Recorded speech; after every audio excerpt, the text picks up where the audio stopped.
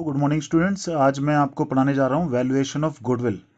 Okay, valuation of goodwill में आपको पता होगा, आपने थोड़ा सा थियोरेटिकली तो इसको पढ़ ही लिया होगा। आज मैं आपको वैल्यूएशन कराने जा रहा हूँ। तो वैल्यूएशन करने के लिए हमारे पास कुछ मेथड्स हैं। ठीक है, हमारे पास 3 मेथड्स हैं वैल्यूएशन के लिए। एक तो पहला है एवरेज प्रॉफिट मेथड। ओके, पहला हमारे लिए क्या है? Average profit method. सेकंड क्या है? Super profit method. थर्ड है हमारा कैपिटलाइजेशन मेथड। ओके, तो ये 3 मेथड हैं आज हमारे यहाँ पर गुडविल को कैलकुलेट करने के लिए। ठीक है, एवरेज प्रॉफिट मेथड के 2 बाइफर्केशन है। सबसे पहला है हमारा सिंपल एवरेज प्रॉफिट मेथड या weighted average profit method. Okay, और कैपिटलाइजेशन के लिए भी 2 हैं हमारे पास, capitalization of average profit, capitalization of super profit. AP मतलब एवरेज प्रॉफिट, एसपी मतलब सुपर प्रॉफिट। ओके, अब सबसे पहले हमें कॉन्सेप्ट को समझना है।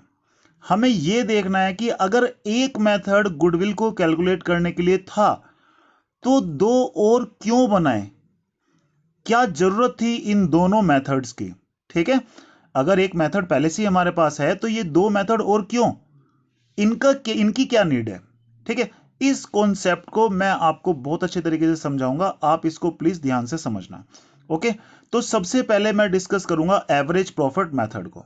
किसको डिस्कस करने वाला हूं? एवरेज प्रॉफिट मेथड को, कि इसके पीछे क्या कॉन्सेप्ट है, क्यों है, एक्सेट्रा एक्सेट्रा। ओके, एक एग्जांपल के थ्रू मैं इसको समझाऊंगा। ओके, लेट ए एक पार्टनर है या कोई भी एक पर्सन है, मान लो उसने एक बिजनेस स्टार्ट किया। ठीक है, बिजनेस करते करते काफी टाइम हो गया है। मान लो हम उसका कुछ साल का डाटा ले लेते हैं। ओके, मान लो अभी उसका जो डाटा है 5 साल मान लो उसने काम किया है। 5 साल का जो उसका डाटा है, फर्स्ट ईयर में उसका जो प्रॉफिट हुआ वो हुआ 10,000 रुपए का। सेकेंड ईयर में उसका प्रॉफिट हुआ 20,000 रुपए का। थर्ड ईयर में इसका प्रॉफिट हुआ 30,000 रुपए का। फोर्थ ईयर में 40,000 रुपए का। 4 साल का ले लेते हैं, चलो ठीक है। 4 साल में जो उसका प्रॉफिट है वो ये है।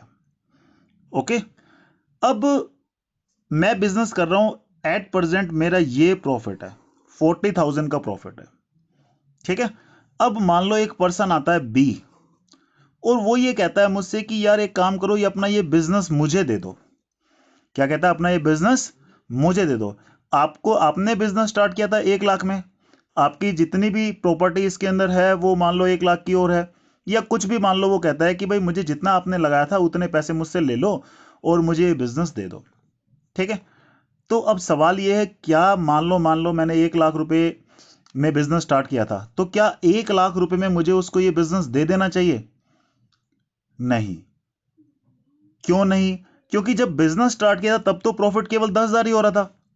मैंने रात दिन मेहनत की, 20,000 का प्रॉफिट हुआ, फिर मेहनत की 30,000 का हुआ, और अब 40,000 रुपए का प्रॉफिट हो रहा है मेरे को ईयरली। ठीक है, अब मैं उसको सिर्फ उतने में कैसे दे सकता हूं कि जितने पैसे मैंने लगाए थे वो मुझे दे रहा है और मैं उसको अपना बिजनेस का सारा बेच दूं? तो ये तो नहीं हो सकता। ठीक है, अब क्यों नहीं हो सकता? क्योंकि मैं उससे ये कहूंगा, भाई देखो एट प्रेजेंट मुझे 40,000 का प्रॉफिट हो रहा है और मैं आपको बिजनेस बेचता हूं, और आप भी अगर करोगे बिजनेस को, इसको, तो मेरी वजह से कम 2-3 साल तक तो वो सारे कस्टमर जो मेरे पास आते थे वो मेरे कारण, मेरी दुकान के नाम के कारण या मेरे बिजनेस के नाम के कारण तुम्हारे पास भी आएंगे, और कम से कम मेरी इस गुडविल का बेनिफिट आपको 3 साल तक मिलेगा। ठीक है, तो भाई मुझे तो एक काम करो, ये 1,20,000 रुपए भी चाहिए, यानी कि जो मैंने लगाया था वो तो मुझे चाहिए ही चाहिए, साथ में मुझे ये 1,20,000 रुपए भी चाहिए। क्यों? क्योंकि ये जो पैसे हैं 1,20,000 रुपए आप मेरी वजह से कमाओगे, है ना। क्योंकि मुझे आज प्रॉफिट हो रहा है 40,000 और मैं आपको ये बिजनेस बेच दूं या दे दूं, तो मेरी वजह से कम 2-3 साल तक तो आपको पास जो लोग आएंगे वो मेरी वजह से आएंगे, मेरे नाम से आएंगे। सबको थोड़ी पता चला है कि मैंने बिजनेस आपको बेच दिया है ना। तो मेरे नाम से आएंगे, मेरी गुडविल की वजह से आएंगे, तो ये 1,20,000 रुपए मेरी गुडविल है। यानी कि मेरा जो बेनिफिट है गुडविल का आपको 3 साल तक मिलेगा, और 3 साल तक का जो बिजनेस का प्रॉफिट होता है वो हमारा कितना बनता है? 1,20,000। तो मुझे तो 1,20,000 रुपए एक्स्ट्रा चाहिए। अब बी कहता है कि सर आप 40,000 के हिसाब से क्यों मांग रहे हो, आपको तो उससे पहले 30,000 का प्रॉफिट हुआ था, तो आप 30,000 के हिसाब से लगा लो, या उससे पहले तो 20,000 का हुआ था, 20,000 के हिसाब से लगाओ, या उससे पहले तो केवल 10,000 ही हुआ था। भाई फ्यूचर इज ऑलवेज अनसर्टेन, कभी भी कुछ भी हो सकता है। अगर आपको 40 का हुआ था, उससे पिछले साल आपको 30 का हुआ था, तो हो सकता है मुझे भी केवल 30,000 का ही प्रॉफिट हो, और 3 साल के हिसाब से मुझे तुम्हारी वजह से केवल 90,000 का ही बेनिफिट हो। या ये भी हो सकता है कि 20,000 का प्रॉफिट आपको हो रहा है और मुझे भी 20,000 का ही हो नेक्स्ट ईयर में, और 2-3 साल आपकी गुडविल का बेनिफिट मिले और मुझे केवल बहुत कम 60,000 का ही प्रॉफिट मिले आपकी वजह से।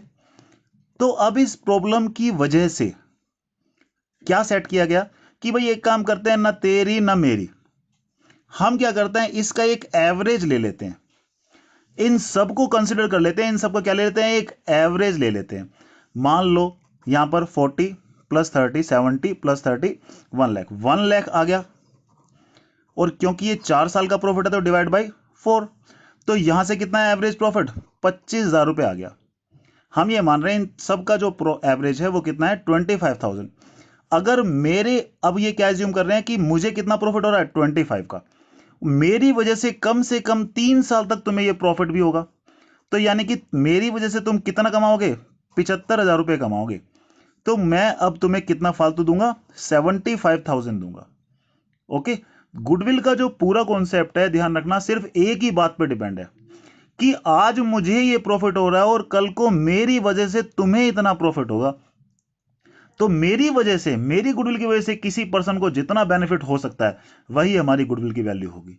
ओके, तो आते हैं यहां पर एवरेज प्रॉफिट मेथड में। सबसे पहले हमें क्या निकालना पड़ेगा, एवरेज प्रॉफिट। ये हमारा फर्स्ट मेथड है जो हम डिस्कस करने जा रहे हैं। इसमें सबसे पहले हमें क्या निकालना पड़ेगा, एवरेज प्रॉफिट।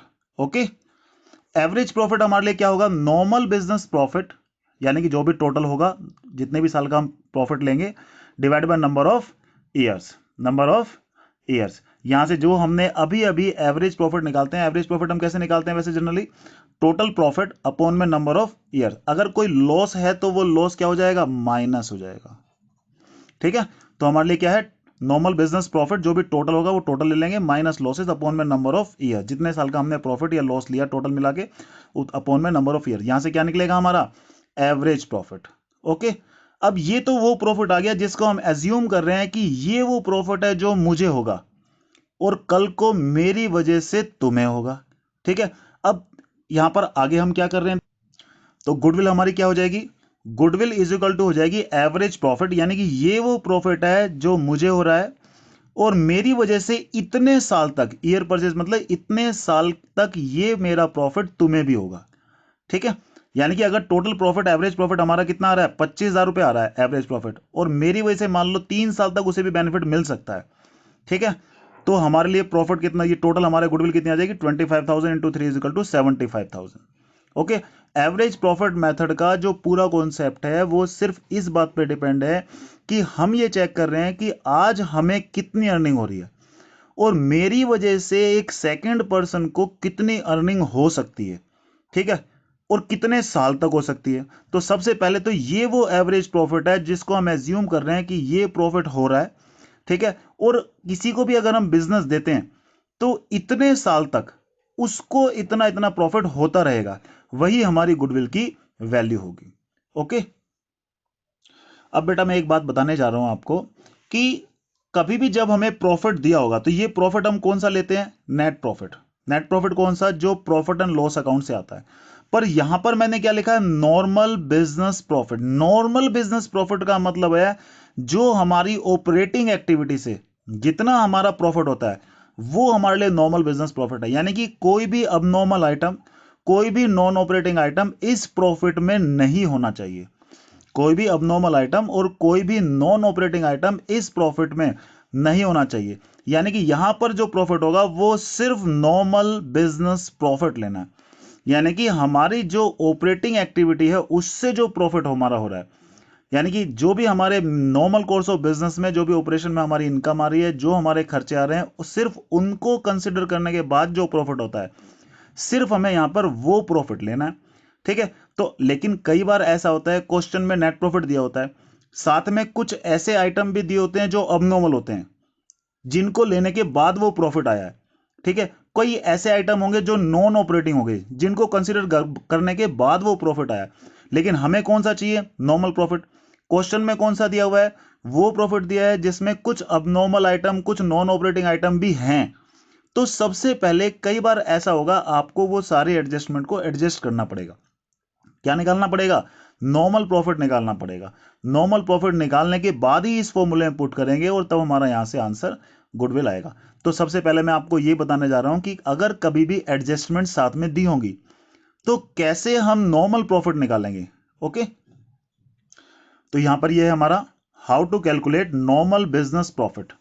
ठीक है, इफ एडजस्टमेंट्स गिवन, अगर कुछ एडजस्टमेंट्स भी गिवन है प्रॉफिट के साथ में, अगर मान लो क्वेश्चन में लिखा है कि भैया ये जो प्रॉफिट आया है ये इन सबको कंसीडर करने के बाद वाला प्रॉफिट है, जबकि हमें कौन सा चाहिए? नॉर्मल प्रॉफिट चाहिए।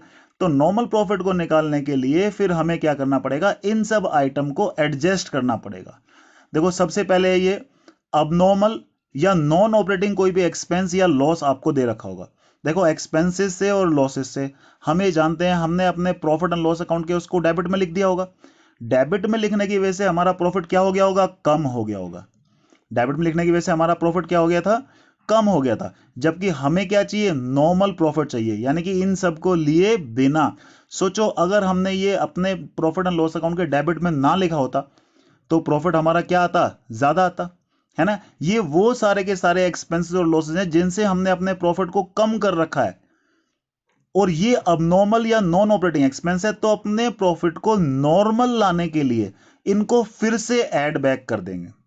इनको फिर से क्या कर देंगे? हम ऐड बैक कर देंगे। ऐड बैक क्यों किया? क्योंकि पहले हमने इसको माइनस कर लिया था गलती से, ठीक है। अब उसको प्रॉफिट को नॉर्मल पे ले जाने के लिए ये जितने भी नॉन ऑपरेटिंग या अबनॉर्मल एक्सपेंसेस और लॉसेस हैं उन सबको हमें ऐड बैक करना पड़ेगा। जैसे loss by fire, loss by fire क्या है? अबनॉर्मल आइटम है, ठीक है। इससे हमने प्रॉफिट को क्या कर लिया था? कम कर लिया था। तो उसको रियल पोजीशन पे लाने के लिए क्या करेंगे? फिर से ऐड बैक कर देंगे।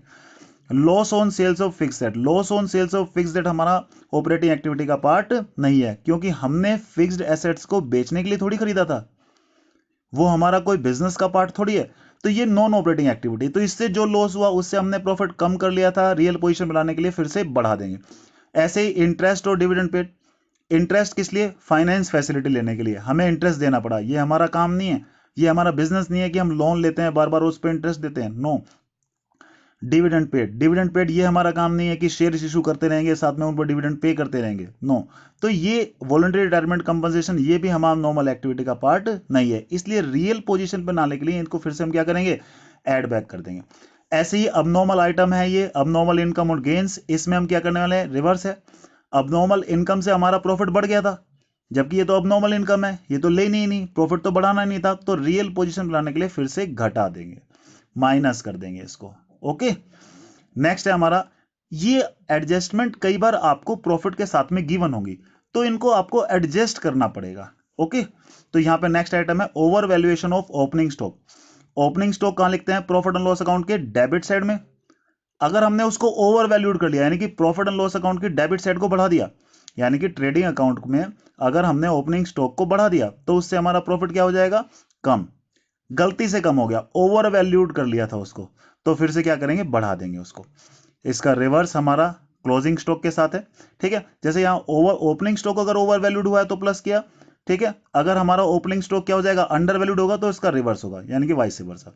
इन दोनों में जो रूल है इसका उल्टा होगा तो रूल भी उल्टे हो जाएंगे। Okay, capital expenditure treated as revenue expenditure. देखो कई बार ऐसा होता है कैपिटल एक्सपेंडिचर को हम रेवेन्यू एक्सपेंस ट्रीट कर लेते हैं, गलती से मिस्टेक हो गया, ठीक है। तो अब हमें क्या करना पड़ेगा? मिस्टेक को ठीक करना पड़ेगा, ठीक है। हमें क्या करना पड़ेगा? मिस्टेक को सही करना पड़ेगा, क्योंकि ये जो गलतियां हो गई थी ये भी ठीक करेंगे, साथ में अगर कुछ हमने गलती से कुछ कर दिया तो उसको भी रेक्टिफाई करेंगे। नॉर्मल बिजनेस प्रॉफिट चाहिए सही वाला, ठीक है। तो अगर कैपिटल एक्सपेंडिचर था, जैसे कोई मशीनरी खरीदी, गलती से हमने P&L के डेबिट में डाल दिया, रेवेन्यू एक्सपेंडिचर ट्रीट कर लिया उसको, तो प्रॉफिट कम हो गया होगा, तो फिर से बढ़ाना पड़ेगा, ठीक है। इसका उल्टा रिवर्स क्या हो जाएगा? माइनस हो जाएगा। पार्टनर्स को सैलरी देखो देनी पड़ती है हमें, ठीक है। अभी तक हमने नहीं ली है तो उसको भी कंसिडर करना पड़ेगा। कोई भी मैनेजमेंट कॉस्ट है, कोई भी इंश्योरेंस प्रीमियम है, अगर हमें इन फ्यूचर में देना पड़ेगा तो ये भी नॉर्मल कोर्स ऑफ बिजनेस का ही पार्ट होता है। मैनेजमेंट कॉस्ट तो देनी ही है, इंश्योरेंस तो कराना ही पड़ता है, तो इसलिए इसको भी क्या करेंगे? हम माइनस कर लेंगे। ओके, और यहां से ये आ जाएगा हमारा नॉर्मल बिजनेस प्रॉफिट। ओके, ये कब करना है काम में? जब भी कभी प्रॉफिट के साथ में एडजस्टमेंट्स गिवन होंगी तो ऐसे केस में हमें एडजस्टेड प्रॉफिट निकालना पड़ेगा। क्या निकालना पड़ेगा? एडजस्टेड प्रॉफिट निकालना पड़ेगा, यानी कि वो सारे आइटम जो या तो अबनॉर्मल थे या नॉन ऑपरेटिंग थे, उन सबको हमें एडजस्ट करना पड़ेगा, क्योंकि हमें क्या चाहिए? नॉर्मल प्रॉफिट, सही प्रॉफिट, एग्जैक्ट प्रॉफिट भी चाहिए हमें। तो इसलिए कोई गलती हो गई थी तो उसको रेक्टिफाई भी करना पड़ेगा, ठीक है। और रेक्टिफाई करने के बाद जो प्रॉफिट आएगा, ये वो प्रॉफिट है जो हम एवरेज प्रॉफिट निकालने के लिए यूज कर। ये जो हमारा फॉर्मूला था, इसमें कौन से वाला प्रॉफिट लेना है? एडजस्टेड प्रॉफिट, यानी कि सिर्फ नॉर्मल प्रॉफिट। कोई भी एडजस्टमेंट गिवन थी तो पहले एडजस्टमेंट को एडजस्ट करेंगे, एडजस्ट करने के बाद यहां पर टोटल करेंगे, ठीक है, अपॉन में नंबर ऑफ ईयर्स। तो ये वो प्रॉफिट है जो नॉर्मल प्रॉफिट, हमारा एवरेज नॉर्मल प्रॉफिट आ जाएगा। उस एवरेज नॉर्मल प्रॉफिट को लेके ईयर परचेज का मतलब हमारी गुडविल का बेनिफिट सेकंड पर्सन को जितने साल तक मिल सकता है, यानी कि जितने साल तक हमारी गुडविल की आगे उसको बेनिफिट मिल सकता है, वो हमारे लिए क्या है? ईयर्स परचेज, ठीक है। यानी कितने साल की गुडविल उसने हमसे परचेज करी है, ठीक है, ये क्या है? ईयर परचेज हो गया, ठीक है। तो जो भी एवरेज प्रॉफिट होगा वो into year purchase is equal to goodwill of the firm. Okay, मैं आपके सामने बुक का एक क्वेश्चन डिस्कस करने जा रहा हूं। बहुत ही सिंपल क्वेश्चन है। सबसे पहले, profit for 5 years ending 31 March are as follows. Profit दे रखा हमारा, ठीक है। अब इसमें क्या दे रखा है? पहले 2015 का प्रॉफिट है, फिर हमारा 2016 का, फिर 17 का, 18 का। ये कुछ साल के प्रॉफिट आपको गिवन है, और ये आपसे कह रहा है calculate goodwill of the firm. Year purchase आपको दे रखा है कितना?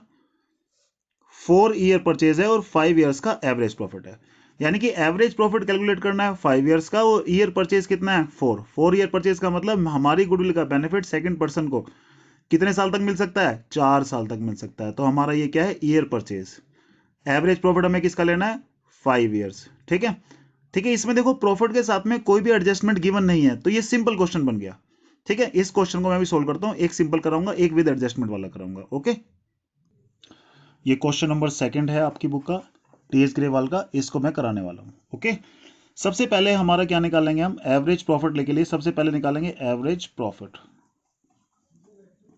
एवरेज प्रॉफिट निकालना है, फॉर्मूला क्या है? टोटल नॉर्मल प्रॉफिट, कोई लॉस है तो माइनस लॉसेस, अपॉन में नंबर ऑफ ईयर्स। ओके, ये हमारा आ गया एवरेज प्रॉफिट। तो एवरेज प्रॉफिट में सबसे पहले हम क्या निकालने वाले हैं? टोटल नॉर्मल प्रॉफिट, ठीक है। एडजस्टमेंट तो कुछ गिवन नहीं थी। पहले साल का प्रॉफिट गिवन था हमारा 4 लाख, दूसरे साल का प्रॉफिट है 3,98,000, तीसरे साल का प्रॉफिट है 4,50,000, चौथे साल का प्रॉफिट दे रखा है 4,45,000, पांचवें साल का प्रॉफिट हमारा दे रखा है कितना? 5 lakh, divide by number of years. Number of years कितने हैं? 5 है। 1 2 3 4 5, 5 साल का प्रॉफिट, तो नंबर ऑफ ईयर्स कितने आ गए? 5। यहां से हमारा आंसर आ गया 2,19,000 या 21,93,000 डिवाइड बाई 5, और यहां से ये आ गया 4,38,600, ठीक है। अब हमारा गुडविल ऑफ द फर्म, क्या फॉर्मूला होता है? Average profit into years purchase. Okay, average profit हमारा दे रखा है 4,38,600 इनटू ईयर परचेज दे रखा था हमारा 4, और यहां से हमारा आंसर आ गया 17,54,400। ओके, ये हमारा क्या आ गया? Goodwill of the firm. बहुत ही सिंपल क्वेश्चन था ये तो, ठीक है। सारे प्रॉफिट्स को ऐड किया, divide by number of years, यहां से एवरेज प्रॉफिट निकाला, average profit into year purchase क्या आएगा? Goodwill of the firm. Okay, तो बेटा मैं अब ये आपको क्वेश्चन नंबर 7 जिसमें एडजस्टमेंट्स भी गिवन है वो आपको बताने जा रहा हूं। ओके, दिया परचेज, वो कहता है Jyotish business with effect from 1 April 2019, profit shown by, वो कहता है Jyotish business for the last 3 financial years were. ये प्रॉफिट है जो दे रखे हैं। 2016-17 में 1 लाख का प्रॉफिट है, लेकिन ये प्रॉफिट अबनॉर्मल गेन को एडजस्ट करने के बाद आया है। जबकि हमें कौन सा प्रॉफिट चाहिए बेटा? नॉर्मल प्रॉफिट चाहिए, जबकि ये कौन सा प्रॉफिट है? अबनॉर्मल गेन को एडजस्ट करने के बाद। तो इसकी हमें एडजस्टमेंट करनी पड़ेगी। 17-18 का प्रॉफिट दे रखा है 1,25,000, और ये भी दे रखा है after charging abnormal loss. Abnormal loss को एडजस्ट करने के बाद ये प्रॉफिट है, जबकि अबनॉर्मल लॉस तो हमें लेना ही नहीं है, हमें तो सिर्फ नॉर्मल आइटम लेने हैं जो नॉर्मल कोर्स ऑफ बिजनेस में चलते हैं। 2018-19 में 1,12,500, इसमें कह रहा है excluding 12,500 insurance premium on firm's property now to be insured. हमें देखो फर्म की प्रॉपर्टी है, इंश्योरेंस करानी है। इंश्योरेंस हमारा एक नॉर्मल कोर्स ऑफ बिजनेस का पार्ट होता है। अगर उसने इंश्योरेंस नहीं कराई है तो गलत है, इंश्योरेंस तो कराना चाहिए। तो इसलिए 12,500 को अब हमें इंश्योरेंस, ये प्रॉपर्टी का इंश्योरेंस कराना पड़ेगा। ओके, इसको भी हमें एडजस्ट करना पड़ेगा। तो कुछ प्रॉफिट आपको गिवन है, कुछ एडजस्टमेंट भी गिवन है, इन सबको एडजस्ट करने के बाद जो प्रॉफिट आएगा that will be our normal profit. तो उस नॉर्मल प्रॉफिट को लेने के बाद फिर हम एवरेज प्रॉफिट मेथड यूज करेंगे गुडविल कैलकुलेट करने के लिए। तो सबसे पहले मैं आपको फिर से एक बार रूल दिखा देता हूं। पहले अब नॉर्मल गेन दिया हुआ है, फिर अब नॉर्मल लॉस और फिर इंश्योरेंस प्रीमियम। अब इनके लिए क्या रूल है एक बार मैं आपको बता रहा हूं और उसके बाद फिर मैं आपको ये क्वेश्चन सोल्व कराऊंगा। ओके बेटा, ये मैंने आपको बताया था कि नॉर्मल बिजनेस प्रॉफिट कैसे निकालते हैं। जो भी प्रॉफिट है, अगर कोई भी अबनॉर्मल लॉस या कोई भी नॉन ऑपरेटिंग एक्सपेंस एडजस्ट हो रखा है तो उनसे हमारा प्रॉफिट क्या हो गया था, कम। उसको रियल पोजीशन बनाने के लिए फिर से ऐड बैक कर लेंगे। यानी कि abnormal profit, sorry abnormal loss या नॉन ऑपरेटिंग एक्सपेंसेस हमें क्या करने पड़ेंगे, ऐड करने पड़ेंगे। इसका उल्टा अबनॉर्मल कोई भी गेन है तो ये क्या करनी पड़ेगी, माइनस करनी पड़ेगी। क्योंकि अबनॉर्मल गेन को लेने से हमने प्रॉफिट बढ़ा लिया था, ठीक है, जबकि नहीं बढ़ाना था। तो इसको फिर से क्या कर देंगे, माइनस कर देंगे अब। ओके, एक हमारा आइटम दे रखा है इंश्योरेंस प्रीमियम का। कोई भी फ्यूचर एक्सपेक्टेड एक्सपेंस है जो हमें करना ही करना है लेकिन हमने अभी तक नहीं किया, तो वो करना है, फिर हमें उसको क्या करेंगे, माइनस करेंगे। Okay, abnormal loss plus abnormal gain minus, और जो हमारा ये इंश्योरेंस है ये भी क्या करेंगे, हम माइनस करेंगे। ओके, और माइनस करने के बाद जो प्रॉफिट आएगा that will be our normal profit and it will be use for the calculation of average profit. Okay, देखो बेटा, ये कुछ इंफॉर्मेशन हमें गिवन थी, रफली मैंने इनको नोट कर लिया है। ईयर्स दे रखे हैं, प्रॉफिट दे रखा है, साथ में कुछ एडजस्टमेंट्स गिवन है, तो इनको एडजस्ट करना पड़ेगा। सबसे पहले हमारा calculation of adjusted profit. Adjusted profit हम इसको निकालने वाले हैं, ठीक है। सबसे पहले ईयर्स क्या क्या दे रखे थे, ठीक है, फिर उसके बाद प्रॉफिट या लॉस अगर कुछ दे रखा है तो वो लिखेंगे, और यहां पर एडजस्टमेंट भी कर देते हैं। चलो, एडजस्टमेंट्स। ओके, सबसे पहले जो हमारा ईयर दे रखे हैं वो है 16-17, फिर हमारा 17-18, और इसके बाद 18-19। ये दे रखा था हमारा 1 लाख, यहाँ पर है 1,25,000, और यहाँ है 1,125,000। अगर एडजस्ट करेंगे, अब नॉर्मल गेन क्या करते हैं, माइनस करेंगे। अब नॉर्मल है, इनकम है तो माइनस करेंगे, है ना। यहां से हमारा 1 लाख है, 1 लाख में से 12,500 माइनस कर देंगे क्योंकि अब नॉर्मल गेन है हमारी। ओके, ये हमारा 125 है, इसमें से अब नॉर्मल लॉस इसमें क्या करेंगे, प्लस, क्योंकि इससे हमने अपना प्रॉफिट कम कर लिया था, तो अब रियल पोजीशन बनाने के लिए इसको क्या करेंगे, प्लस करेंगे। फिर 1,125,000 ये दे रखा था, इसमें हमें इंश्योरेंस प्रीमियम को क्या करना है, माइनस करना है, तो माइनस कर देते हैं 12,500। और यहां से जो ये टोटल आएगा ये हमारा टोटल नॉर्मल प्रॉफिट होगा। क्या होगा, टोटल नॉर्मल प्रॉफिट होगा। ओके, तो इसको अब हम सोल्व कर लेते हैं। पहले वाला आ रहा है हमारा 87,500, सेकंड वाला आ रहा है हमारा 1,50,000, और थर्ड आ रहा है हमारा 1 लाख, और इन तीनों का जो टोटल है वो है हमारा 3,37,500। ठीक है, अब यहां से हम क्या निकालने वाले हैं, एवरेज प्रॉफिट निकालने वाले हैं। ओके, तो average profit is equal to total normal profit, ठीक है, अपॉन में number of years. Okay, total normal profit है 337,500 divide by 3, is equal to हमारा आ गया है 112500।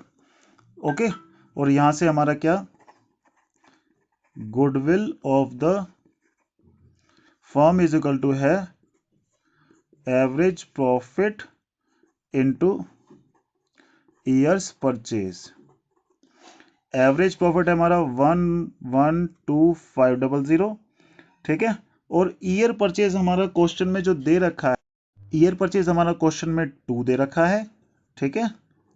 और यहां से हमारा आंसर आ गया है 2,25,000। ओके, ठीक है बेटा। अब ये मैंने आपको बता दिया अच्छे से कि गुडविल अगर कैलकुलेट करते हैं तो उसके लिए हमें नॉर्मल प्रॉफिट चाहिए, ठीक है। और उस नॉर्मल प्रॉफिट को हम एवरेज प्रॉफिट मेथड में पहले डाल के, पहले यहाँ से एवरेज प्रॉफिट निकालेंगे, फिर यहाँ से गुडविल ऑफ द फर्म निकालेंगे, ठीक है। इजी क्वेश्चंस हैं, आप थोड़ी सी प्रैक्टिस करेंगे तो इजीली समझ में आ जाएंगे। ओके।